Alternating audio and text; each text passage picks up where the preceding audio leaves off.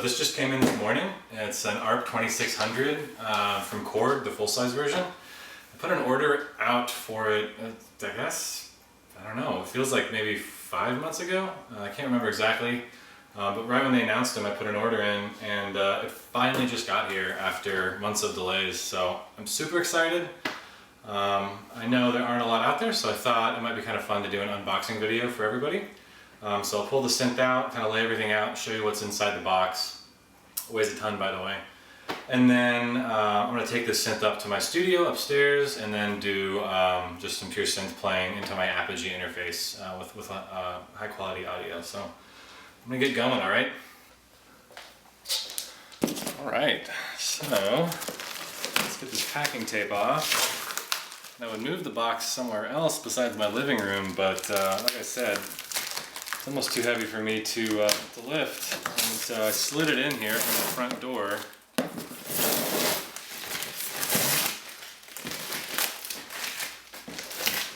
Alright, so I think this is mostly the outer box. Now, as I open, you can see it looks like there's some nice high quality big fat bubble wrap. You can see here 2 layers of that, nice and spongy. Well, I guess for the price, Sweetwater wanted to give me a little candy to say thank you. That's fun. And then it looks like here I got just some reference material about what Sweetwater is and another gear guide. They seem to give these out every time you buy something, and then they ship them out to you all the time. So I'll put this to the side. Some more packing material all around this, really. And then inside is what looks like, and you can't really see it here, there's a road case in some sort of nylon, and then there's these straps and cardboard wrapped around it. So I'm gonna have to get my scissors and then snip these off real quick. Alright, so I moved the camera over there so you can see a full view of this box. And I think the easiest way for you guys to see what's inside is to either cut this box or lift this up. I'm gonna see if I can. I can't. So I'm gonna cut this open.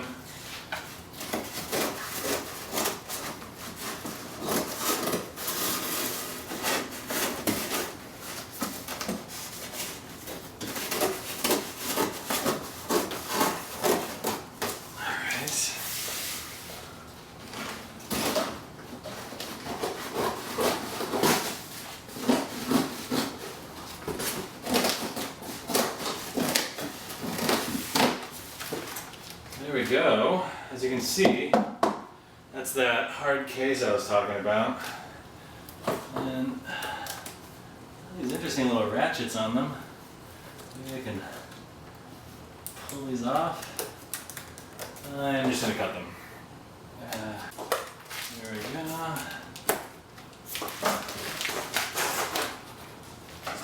Great. And then there's a sort of lid with some foam on it, as you can see. Set that right here. To put foam corners on the road case that's inside here. Notice that didn't pop. It's a little sturdier than your bubble wrap. I'll set that here. Oh look, a Sweetwater sticker just popped out. Definitely good at branding. Alright, so let's see what's inside. This appears to be some sort of cover. Can't really see if it comes off or not. Let me look down here. Ah, yes it does. So I'm going to lift this cover up. And looks like we have uncovered a really nice road case. Sturdy. Wrapped in a little bit of cling film. Alright. Looks like there's a lid on the bottom here. And then another lid up top. Oh wow. And on the inside here, let me see if I can lift this up. Like I said earlier, it was a little too heavy for me. Maybe I can get it.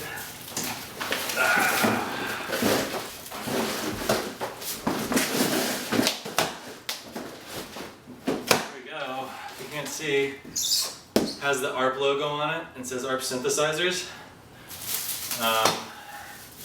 Definitely weighs a ton, but it's a little easier to move. It's a little bit easier to move now that's out of the box. So, next up, let's see what's inside. Alright, so you can see it a little bit better here. Still has the plastic on it, probably gonna leave it there. But ARP synthesizers, really neatly laid out. And now I thought I'd crack open the case and look inside. Alright, great heavy duty hinges. Find a lot of these types of road cases. Alright, got all 4 latches done. Inside of the case is, as you can see, kind of a high density foam. I'm going to go sit this over to the side.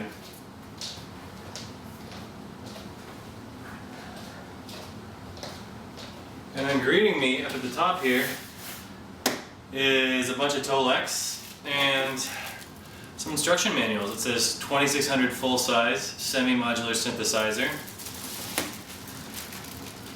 And I'm going to go move the camera a little closer so you can see inside.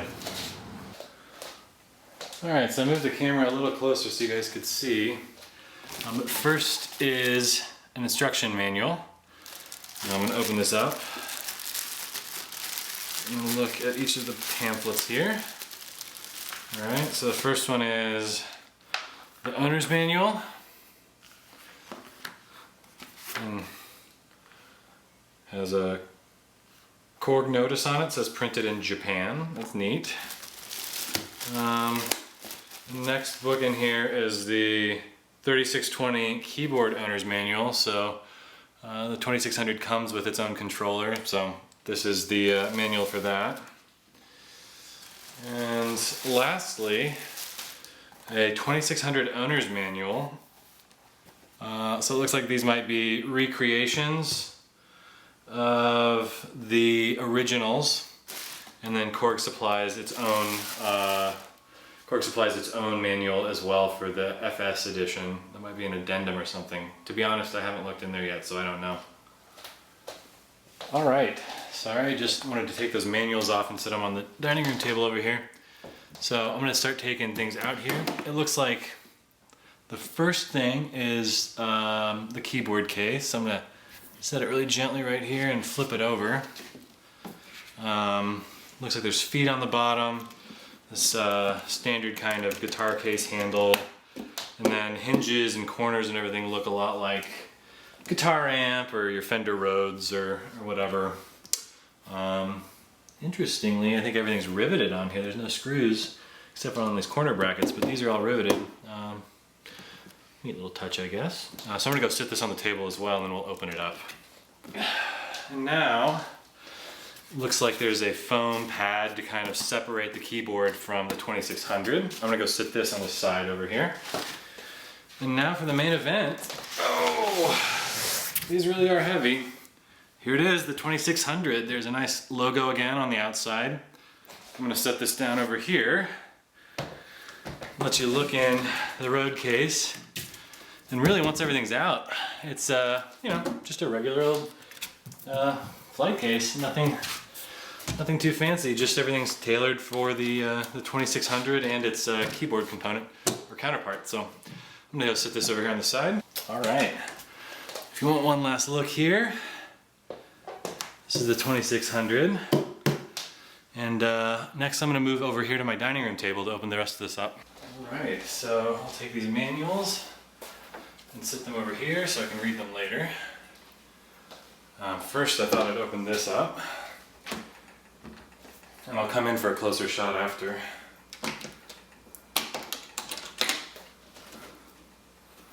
Oh, beautiful. It has the same hinges that you have on a Rhodes case. I'm gonna go sit this over here. There we go. It comes with a nice little absorbent pack so nothing gets moist in there. Appreciated. There appears to be some sort of tape holding a few of the keys down where the moisture pack was. And outside of that, you get a nice responsive keyboard. Key bed feels, you know, like my JX10 maybe, or my Waldorf Blofeld. A decent key bed, definitely not like a weighted key bed or anything fancy. I'm sure this is a great improvement on the original. I'm gonna go get the 2600 now. Bear with me if I open it the wrong way. I've never owned one of these before. Again, you have these high quality latches on all the sides here, the top and the two sides. And it looks like I got it right. Let's see how this comes off exactly. Let me see. There we go. And, oh, how cool. Similar to my Rhodes, there are these little latches. And then inside, it looks like I have a power cable for the ARP, a cable to connect the keyboard to the synthesizer, a set of gray 1/8 inch patch cables,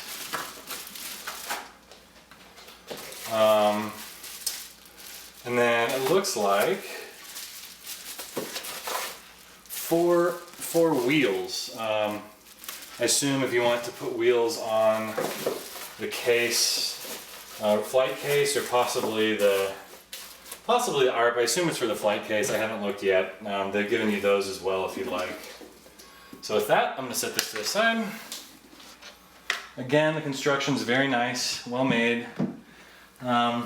Looks like particle board or MDF with Tolex wrapped around it, and they've even painted some of the holes in the case black, so everything's very uniform. Nice job on the Tolex as well. And that's it. Next, I'll bring the camera over so you can look a little bit more closely at the synthesizer. Alright, so like I said, I'll get a little bit of a closer shot. Slider action super smooth. Same with all the patch points. Got this nice material underneath the holes on the speaker grills here, grill cloth of some sort. All of the knobs and sliders just feel great. Got this nice little red lamp here for power indication, on off switch, headphones out. And like I said on the keyboard, this bed feels so much like my JX10 or my Waldorf Blofeld, the Quantum. Just got high quality synthesizer keyboard, not weighted or anything like that. I don't feel aftertouch or anything like that, although maybe it has it, I don't know. And then on the keyboard, no outputs on the back. You just have your connector output here that connects in to the 2600 via this cable. I assume on the side over here. No, these are outputs. Let's see. It's over here. Oh, and we have a whole slew of connectivity over here.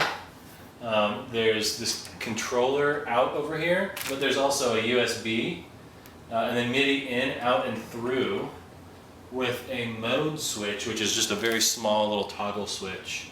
Not sure what that does, but I assume maybe impacts the MIDI or what is controlling the synthesizer. Is it USB MIDI, a DIN MIDI cable, or this controller? I imagine that's what it has to do with. And then on the keyboard here we have a pitch bend. On one of these 2600s, it's kind of fun. It's just a pot.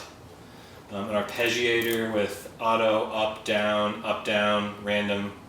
And then it looks like a sequencer.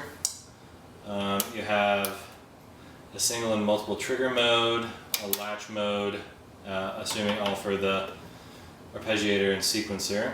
An interval latch input, portamento foot switch, aftertouch. Oh, so this keyboard does have aftertouch. That's very cool.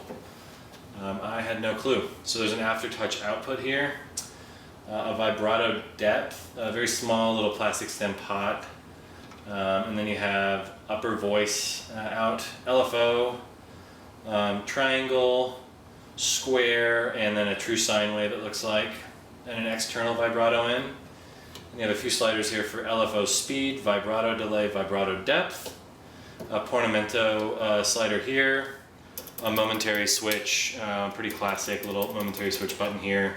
This one's red. I noticed there's another momentary switch, or here they call it a manual start button. It's black. And then there's an octave switch here. Very light throw on it. It's interesting. Never played with anything like that. But it goes down 2 octaves, centers on the center octave, and then goes up 2 octaves. So basically lets you jump very quickly. And with that, I think I'm going to take this upstairs and start playing a little bit. Try to zoom the camera in as much as I can on this panel, and also walk you through plugging it in, and we'll just explore a little bit.